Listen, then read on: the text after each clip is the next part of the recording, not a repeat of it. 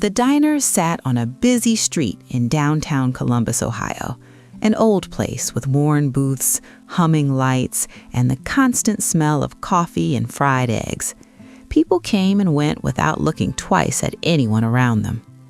That morning, a little girl walked through the glass door slowly, as if she expected it to reject her.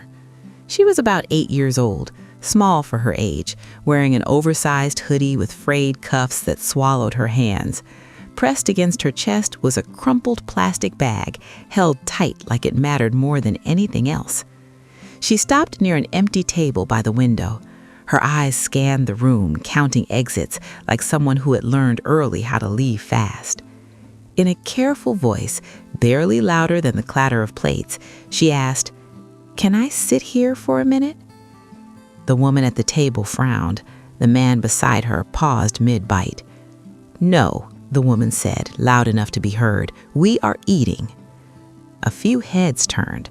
That was all it took. The girl stepped back and tried another table, then another.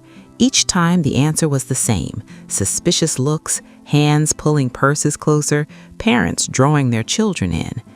A waitress pretended to wipe the same menu again and again, avoiding eye contact. Someone muttered that security should handle it. Another voice said kids were used for money now. The girl heard everything. She always did. When the security guard approached, he did not shout. He spoke with the certainty of someone who believed he already knew how this would end. "You cannot stay here bothering customers," he said. She shook her head, eyes shining. "I am not bothering anyone. I am waiting." "Waiting for who?" he asked. She glanced toward the glass door again, as if her entire day depended on it opening. That was when a man seated in the center booth finally looked up. He was with his young daughter, maybe 6 years old, her hands wrapped around a mug of hot chocolate. The man's name was Michael. He wore a simple jacket and spoke quietly, the kind of calm that made people lower their voices without realizing it. He set his napkin down and said, "She is with me." The diner fell into a brief silence. The guard hesitated. Someone whispered that Michael had money but never showed it. The girl froze, unsure if this was help or another promise that would disappear. "Sit down," Michael said gently, pointing to the seat across from him, "before your legs give out." She hesitated, then slid into the booth. The seat was still warm. That surprised her. Without asking questions, Michael pushed a plate toward her. Eggs, toast, simple food. "You can eat," he said. "No one is charging you." At first, she ate fast, then slower, like her body was arguing with hope. When crumbs fell onto her hoodie, she tried to brush them away, embarrassed. Michael's daughter smiled and said she did that too. The girl looked up and smiled for a brief second. As the noise of the diner returned, Michael watched her closely. There was something unusual about the way she waited. "You said you were waiting," he said softly. "Who told you to wait here?" She took a deep breath. "A woman. She filmed me. She said she would come back and help me." And at that small diner table, the routine of many lives quietly began to break. Michael listened without interrupting. The girl kept her eyes on the table, tracing invisible circles with her finger. "She said people care when they see," the girl explained. "She said if I waited here, she would come back. She said she would take me somewhere safe." "How long have you been waiting?" Michael asked. "Since the morning. Then it was afternoon. Now it is night." Michael pictured a child measuring time by hunger. He said nothing. He simply nodded. "Where were you staying before today?" The girl shrugged. "Different places. Sometimes a shelter, sometimes outside. After my parents died, everyone promised things, but nothing ever happens." Michael's daughter stopped drinking her hot chocolate. The diner seemed to quiet. "How did they die?" Michael asked. The girl swallowed hard. "A fire in our apartment building. I was not there. My brother was." Michael closed his eyes for a moment. He did not say he was sorry. Some pain did not want words. He paid the bill before anyone noticed and stood up slowly. "You do not have to wait here anymore," he said. "Walk with us." Outside, the cold night air made the girl hunch forward. She walked like someone trying to save energy. At the corner, she stopped. "I can go now," she said quickly. "I do not want to be a problem." "Go where?" Michael's daughter asked. The girl did not answer. People passed them on the sidewalk. Someone recognized her. Whispers followed. Quiet laughter. Michael noticed and decided something without speaking. He knelt in front of her. "You did nothing wrong," he said. "Waiting is not wrong." She studied his face, searching for the moment adults usually changed. "My dad used to say that," she whispered. They parted near a closed bus stop. Michael waited. Then he followed her from a distance. She walked with purpose, cut through alleys, turned corners without hesitation. She stopped behind an old laundromat, pulled cardboard from behind a dumpster, curled up on the concrete, clutching her plastic bag. Michael stood across the street, his chest tight. That night, sleep did not come easily. He kept seeing her counting exits. He kept seeing his own daughter asleep at home. The next morning, they returned to the diner. Same booth, same smell of coffee. The girl was already there, sitting by the window, waiting. "You came back," she said. "So did you," Michael replied. The days that followed were quiet. No promises, no big gestures. Food, short conversations, shared silence. She began to eat more slowly.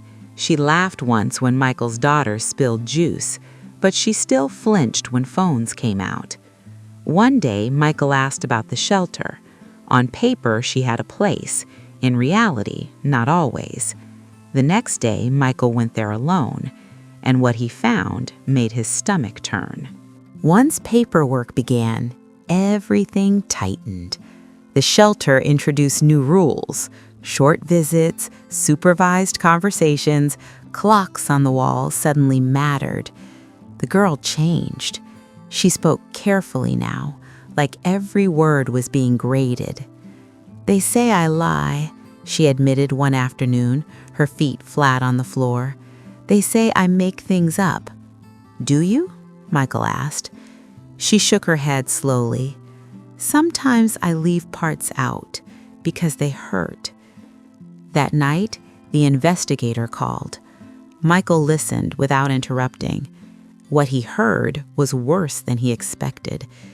Messages telling the girl when to cry, where to sit, what details to repeat about the fire. Notes saying she looked too clean, too calm. Each video brought more donations, and the money moved fast, split between shelter accounts and a woman listed as outreach support. There were audio recordings too. The shelter director's voice was cold.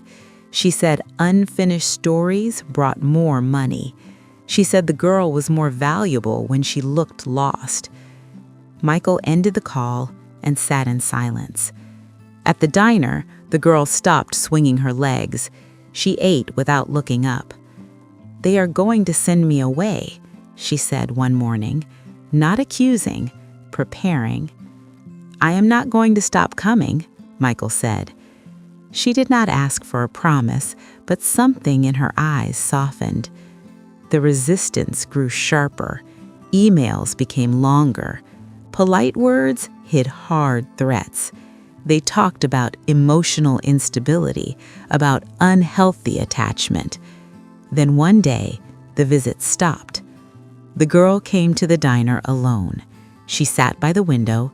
She did not order food. She just waited. When Michael walked in and saw her there, unmoving, his chest dropped. In court, she wore a borrowed coat. It smelled like someone else. Her hands rested tightly in her lap. She did not look at the woman from the videos. She did not look at the shelter director. The judge listened. Messages, audio clips, clear evidence. One question cut through the room. Why was the adoption delayed? The answer tangled, stalled, collapsed. Silence filled the courtroom. The girl looked up at Michael. He nodded once. Not comfort, respect. The judge called for a short recess, and when everyone returned, the room felt different.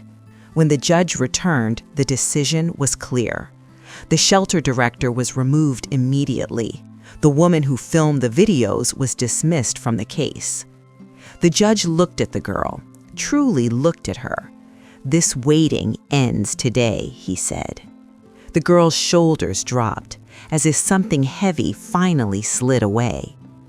Outside the courthouse, cameras appeared fast, microphones, questions shouted.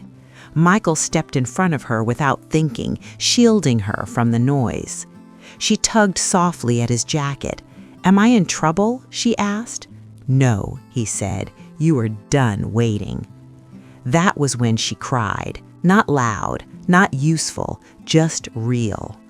The adoption was finalized quietly. No speeches, no photographs, only signatures that carried more weight than money ever had. In her new home, the girl had a room of her own, a bed that did not move when she lay down, a lamp she could turn off herself. The first night she slept with the light on. No one rushed her. She learned her new last name slowly, once in the mirror, again at breakfast, each time steadier. At school, there were whispers. Some recognized her, some repeated things they half remembered from screens. One day, she lifted her head anyway. Weeks later, they returned to the diner, same booth, same coffee. The waitress smiled and said that table started something. The girl nodded. She ate slowly now, not because she had to, because she could. The online pages disappeared, donations were frozen, investigations continued. One night before sleep, the girl asked, "If I had not waited, would you still have come?" Michael answered honestly, "I would not have known where to look." She thought for a moment, then smiled. "I'm glad I waited." Before turning off the hallway light, Michael paused. He listened to her breathing, safe and steady. 5 words changed everything. A table became shelter. A stranger became family. If this story stayed with you, leave a comment sharing what touched you most. Follow the channel for more stories where small moments change entire lives.